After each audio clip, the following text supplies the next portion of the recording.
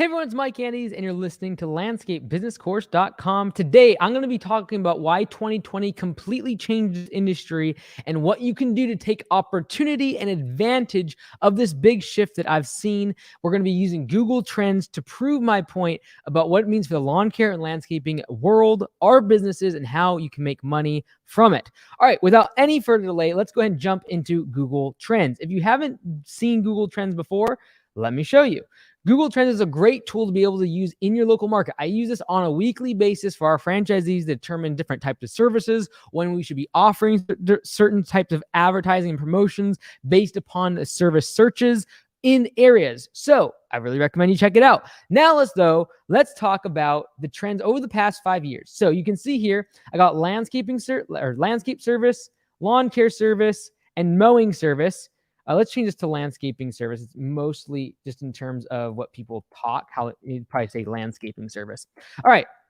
So what I want you to notice here is when I take, one second here. Let me change this out. So when I change this to landscape service, so this is Google Trends. This is what basically shows how many people are searching for different terms. So how many people search lawn care service? How many people search mowing service?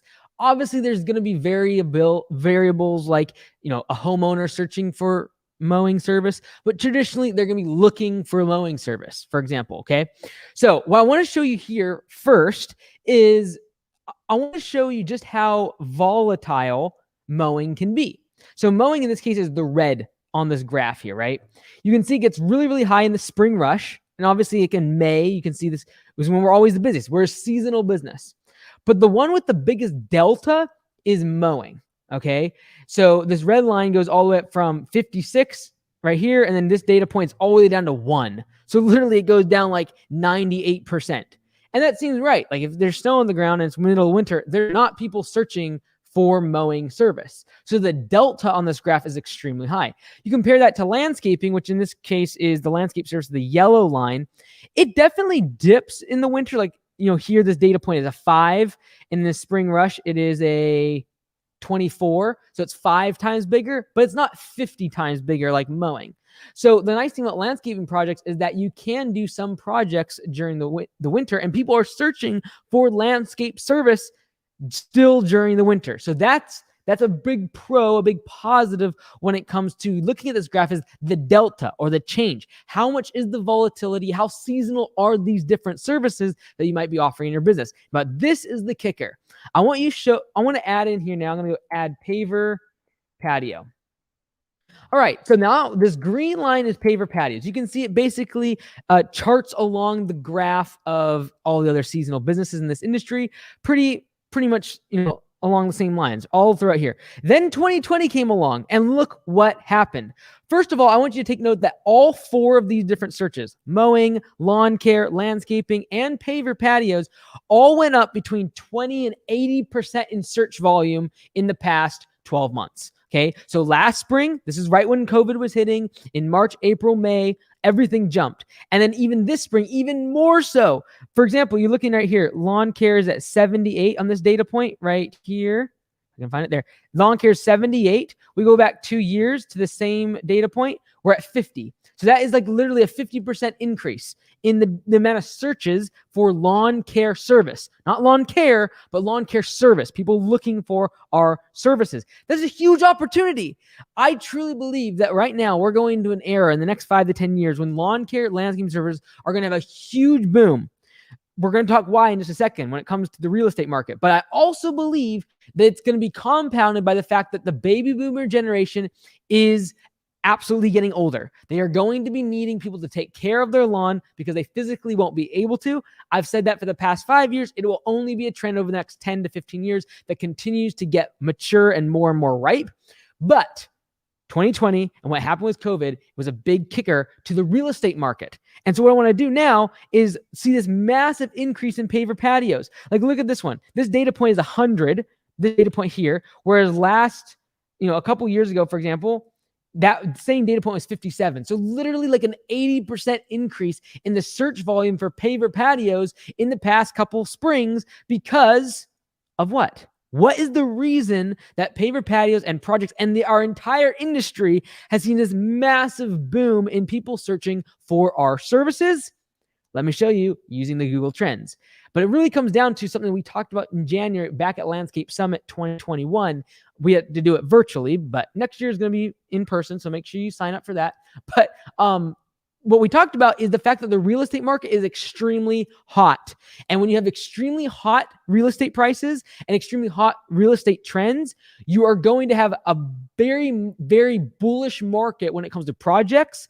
Paver patios, retaining walls, any sort of construction is going to have a massive boom because people have equity in their home and they start to look at their home as an investment and they want to make sure that their house is optimized in terms of value before they sell their home. So again, use Google Trends to figure this stuff out before. Like, this is what I was doing a year ago, is trying to figure out where consumer behavior was going and what COVID was doing to our industry. Let me show you what some of the things I found. So let's go ahead and search in buy house. Okay. Now we're going to compare that against sell house. Okay. Very cool. All right. Doesn't tell me a whole lot. Now let me show you this though. Oh, here I zoomed out to 5 years. Perfect. Look at the increase in people that are trying to buy homes in the past 2 years. Real estate follows a kind of also a bit of a cyclic or seasonal business. You can see here during the summer months, much more volume. During the winter months, much less volume. It's perfect for our lawn care landscaping world. That's why the real estate market in my mind is tied directly to lawn care and landscaping. But look what happened in 2020 and in 2021, where we went from an average of, you can see here, these numbers here are what, like 50, 60, 65.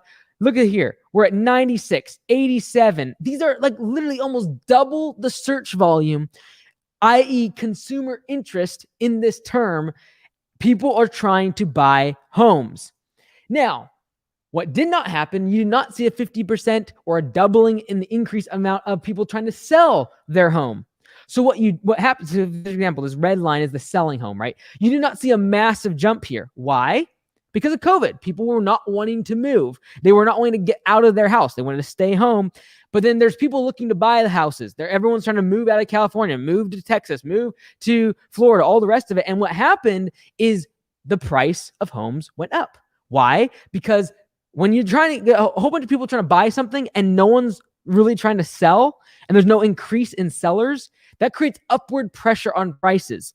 So when you restrict supply in the real estate market, there's no houses for sale, but yet people are really wanting to buy. Inventory goes down to nothing. The prices of the real estate goes through the roof. And what does that do? That makes people want to get projects, install pavers, install mulch, trim their bushes, make sure that things are looking good so they can optimize the value of their home before they sell. What's really interesting here, to prove my point, if you look back at all the search history for Google, look at the one time when buying homes and selling homes were really close together. Back in 2005, 2006, 2007, right in here. That is when the real estate market crashed. That's when it was a buyer's market because no one wanted to sell their home. Everyone was trying to sell their home. No one wanted to buy homes. But look what's happened recently. Over the past 10, 15 years, we've seen where people trying to buy homes is much, much greater than people trying to sell their homes. And that has caused the price of the real estate to go up. The price of real estate and the cost of real estate, in my mind, is directly correlated with landscaping and lawn care and deciding between projects and lawn care. Right now, we're having a massive boom when it comes to projects and installation work. So the question is, should I drop everything I'm doing in mowing? Should I drop everything I'm doing in lawn care and focus on projects? Yes and no. Let me explain. I really look at lawn care and landscaping like the stock market. The same way I just showed you graphs that kind of look like a stock market, I really do believe it's like that when it comes to choosing what services you offer. And I've made some videos in the past. I know other people have been saying all sorts of, you should do lawn care, you should do landscaping. It doesn't matter about what you do. Let's look at like a stock market, okay? So if I look at lawn care and landscaping like stocks, I kind of want to diversify. I want to have a little bit of both. Because if you noticed, the biggest, like lawn care, it just keeps going, right? There's no big drops. There's no massive ups, no massive downs. Lawn care, when it comes to the search trends, is a little more stable. It doesn't have, massive dips when there's a recession, and it doesn't have massive booms when there's an economic, really, what's happening right now, a massive boom. But this is the thing. When you look at stocks, you can kind of generally put stocks into two different buckets. One stock is going to be high growth stocks. Like, this is going to be Tesla. This is going to be the companies that just grow massively. They don't have a lot of profits necessarily, but they are growing incredibly. Pinterest, you look at, not GameStop and these other companies. Those are a whole different ballgame altogether. But when you look at these high growth stocks, you look at special purpose acquisition companies, SPACs, become popular over the past year. You look at initial public offerings when companies first go public. There's a massive opportunity to double, triple, quadruple, 10x your money on these high growth stocks. And I look at that kind of like project-based work, right? There's jobs that you can make a bunch of money on, and there's other jobs, like there's more risk in these growth stocks. They go up and they go down. Like, you look at Tesla, it's shot up like 10x in the past year, and now it's gone down like 30, 40, 50% in the past few months. Why? It's a growth stock. It's volatile. It goes up and it goes down. Project-based work in landscaping and hardscaping is amazing when times are good. When the real estate market is good, like it is now, it's the best time to be in the landscaping world, because people have discretionary income to make sure that their real estate is optimized in value before they sell. And so there's lots of good money there right now. But when I look at my stock portfolio, I don't just have growth stocks. It's going to be very volatile, ups and downs. I have days and weeks when I make hundreds of thousands and I lose a bunch of money. When it comes to lawn care, when it comes to mowing, when it comes to recurring services, I kind of look at those at like the tried and true boring companies on the stock market. They're called value stocks. They usually have a dividend. A dividend is where you get money every single quarter from that company. Why? They're not going to triple this year in revenue. They're not going to triple their stock price in the next year. They might go up 10%, maybe up 15 or 20%, maybe 30%. Maybe if there's a recession, they go 10% down. But they're not going to go 50, 60, 70% down like we've seen on some of these high growth stocks, even in the past few months, that were just, everything was amazing. In February came in and it crashed like 30, 40, 50, 60%.